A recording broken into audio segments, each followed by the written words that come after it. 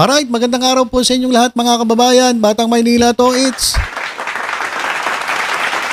Guys, pag-usapan nga natin etong si Atty. Salvador Panelo. Alam nyo, minsan natutuwa din ako dito kay Panelo eh. Kasi minsan, yung kanya mga real talk, may sense. Ha? Kaya nga hindi sila magkasundo ni Harry Roque. Kasi ito si Harry Roque, puro fake news. Puro dakdak lang, etong aklang ito. Kaya hindi sila magkasundo, sa totoo lang. At etong si Sal Panelo, panayang banat kay Harry Roque. Tapos ito naman si Harry Roque ay hindi makaporma kay Sal Panelo. Kasi nga magkakilala ito magkasama ito sa gabinete ni dating Pangulong Rodrigo Duterte. So kilalang kilala nila ang isa't isa. Pero ang pansin ko, kapag si Sal Panelo nagsalita, tahimik lang etong si Harry Roque. Talagang laging tiklop. Ito nga botanding dito sa dito sa butike, mga kababayan. At ito, natutuwa ako dito sa sinabi ni Panelo, mga kababayan. Kasi 'di ba nabalitaan natin na ito pong Duterte Youth Party List. ay na-disqualify. O dahil hindi raw to isang lehitimong party list. At marami pong mga DDS na nagalit.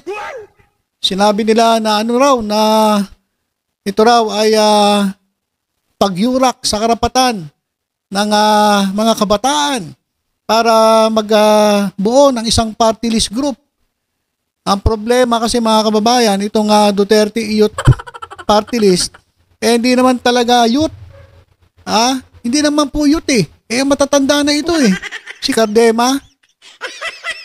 Hindi na to youth hindi na po youth.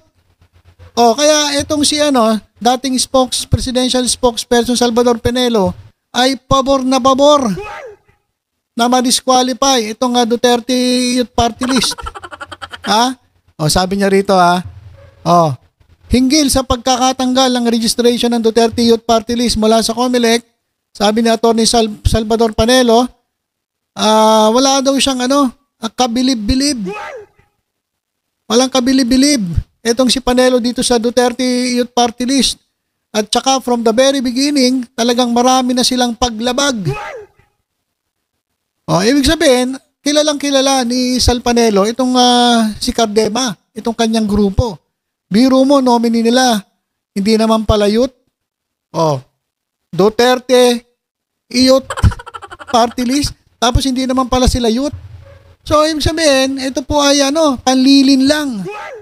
Panlilin lang sa taong bayan. Kaya sabi ni Panelo, pabor ako na tanggalin yan. At isa pa, dagdag natin doon sa paglabag. Etong kanyang co-nominee, yung isa. Ano ba pangalan nun? Yung babae, ang apelyido rin Cardema. Yung babae yon ay kapatid ng asawa na ito ni Cardema. So paano nangyari yun Cardema rin yung kapatid ng asawa niya. Inasawa niya rin yung kapatid ng asawa niya? Kaya naging Cardema, apelyido? Nako. Talagang kapag na nangyari, pinagloloko tayo na itong Duterte Youth Party List na ito. Basahin nga natin itong balita. Ano masasabi mo, Cardema? Panelo, hindi believe sa Duterte Youth Party List. Nominee nila, di naman pala youth. Babasahin natin itong report. Pabor si dating presidential spokesperson Salvador Panelo sa pagkaka-disqualify ng Duterte Youth Party List bilang isang lehitimong party list. Sa interview kay Panelo, sabi niya, alam mo yung Duterte Youth na yan, wala akong kabilib-bilib dyan. Ayun yung nakakatawa kay Panelo. Minsan pag nagsasalita si Panelo, talagang real talk Di ba? Si Amy Marcos kinakantahan pa niya di ba? Kinakantahan niya si Amy Marcos. Na although si Sara Duterte naniniwala, Robin Padilla naniniwala, Bato de la Rosa naniniwala, diyan kay Amy. Ito si Sal Panelo hindi. Sabi nga niya kay Amy Marcos, balat kayo pala pag-ibig mo. Ibig sabihin, kabisado niya si Amy Marcos at sinabi niyang balat kayo. So maganda rin minsan yung mga real talk ni Sal Panelo Lalong-lalo na yung sinasabi niya kay Harry Roque. Kasi ito naman sa Duterte Youth Party List. Alam mo yung Duterte Youth na yan, wala akong kabilib-bilib dyan. Sabi niya, ginagamit lamang daw ng Duterte Youth Party List ang pangalang Duterte. Ayan. Ginagamit lang neto ni Cardema ang pangalang Duterte para makakuha sila ng suporta dito sa mga DDS. Ay mga DDS naman, uto-uto. Ayaw niyo makinig kay Panelo. Makinig kayo kay Panelo. O ginagamit lang talaga nila yung pangalang Duterte, lalo na yung mga nasa likod niyan. Puro mga di magaganda record niyan eh. Kilalang kilala talaga. Kung di magaganda pala record din nyo, mismo kasamahan nyo mga DDS. Yan si Sal Panelo. Sabi, si Ronald Cardema, ang chairman ng Duterte Youth Party List, na naging kontrobersyal noong 2019 matapos siyang hindi payagan ng COMELEC na makaupo bilang kinatawan ng nasabing party list sa Kamara, bunsod ng pagiging overage umano. Ayon sa batas, nasa edad 25 taong gulang hanggang 30 anyos ang ikinukonsidera nilang youth. Kasi Duterte youth nga eh. 34 na taong gulang na si Cardema nang makapasok noon sa Kongreso ang kanilang partido. So hindi na po to youth, iyot na po. Etong si Cardema, 34 years old, pero kung wari, ginagamit niya yung terminong youth para makuha yung mga kabataan. 25 to 30 lang pala dapat yung youth siya, 34 years old na, kaya hindi siya pinayagang umupo. Niloloko niya yung taong bayan eh. Niloloko niya at hindi tuloy pinayagan ng COMELEC na maupo bilang party list representative. Banat pa ni Panelo, marami na raw nilabag ang Duterte Youth mula pa umpisa nang magbalak itong pumasok sa Kongreso. Marami na pala kayong mga katarantado ginawang mga paglabag.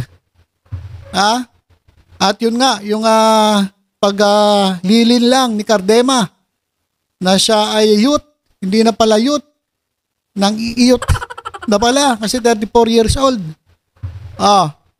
So, ito pong June 18 ay ibinaba ng COMELEC ang kanilang desisyon na nagpapawalang bisa sa kanilang rehistrasyon bilang party list matapos lumutang ang mga petisyon laban sa naturang party list.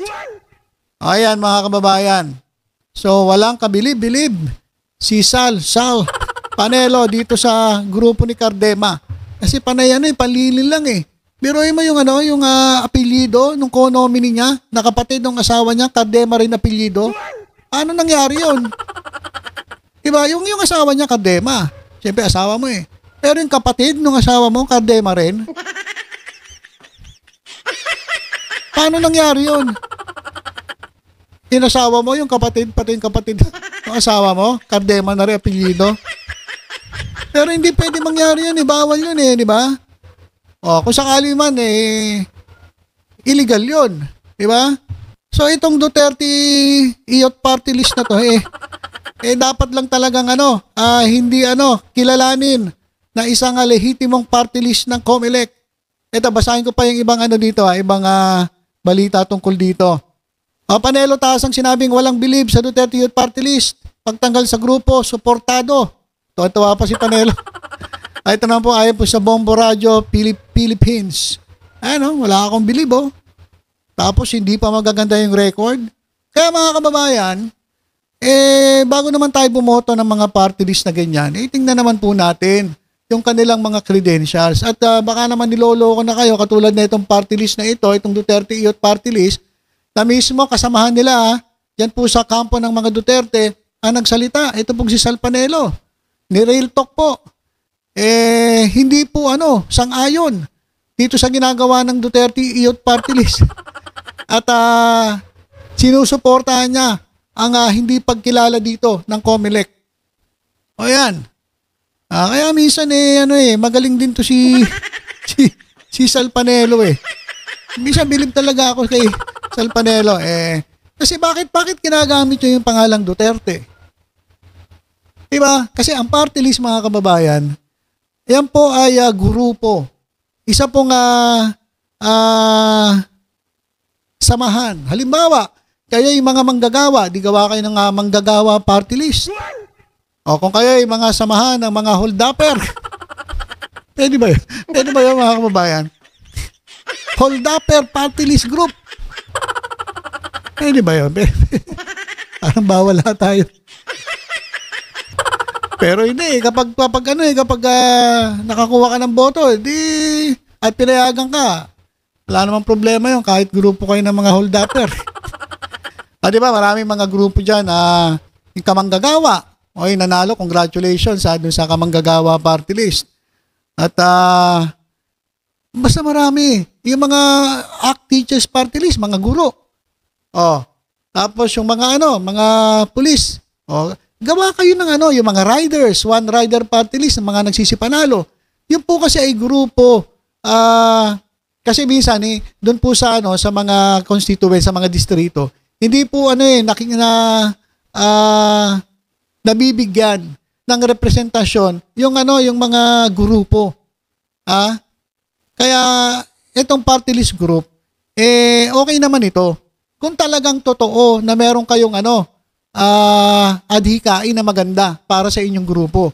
Pero kung ang gagawin ninyo ay katulad ng ginagawa nito ni Cardema, na mismo si Panelo nagsabi na marami ng kalokohan itong ginawa, wag niyo pong iboboto ang ganitong klaseng mga party list group na ginagawa ay naglilin lang ng taong bayan. Saan ka nakita ng youth na overage na daw? So dapat tinanggal mo na lang yung youth di ba? O iba na lang dapat ang nilagay mo, wag mo na gamitin youth. Ginamit mo na yung Duterte, pati ba naman yung youth, gagamitin mo pa, hindi ka na youth ka na. Di ba? So kaya yan, maanghang ang salita ni Sal Panelo dito sa party list group na ito. Kaya minsan nakakabilib din itong si Sal Panelo sa totoo lang. Palakpakan nga natin si Sal Panelo. Very good yung pananaw mo dyan kay dyan sa Duterte Party List, Duterte Youth Party List. Okay? So, yun lang po mga kababayan, i-share ko lang sa inyo. Yan, kasi natutuwa ako kay Panelo. Sa totoo lang. Mga real talk nito, minsan nakakabwisit. Pero minsan may tama ka, Sal Panelo Minsan may tama ka Kaya, approve itong sinabi mo na ikaw ay pabor sa pagkakadisqualify dito sa Duterte Youth Party List bilang lehitimong party list. Kaya, bye-bye, Cardema. Wala ito Alam niyo ba na inaanak ito ni Presidente Bongbong Marcos? Pero kinalaban niya ang kanyang ninong. Walang utang na loob, di ba? Bahala ka sa buhay mo, matanda ka na. Hindi ka na youth Tapos gagamitin mo youth. Alright, so ilan po muna mga kababayan, tutok-tutok lang po dito sa Batang Maynila TOH. Sa iba pang updates, ingat po tayong lahat. God bless po.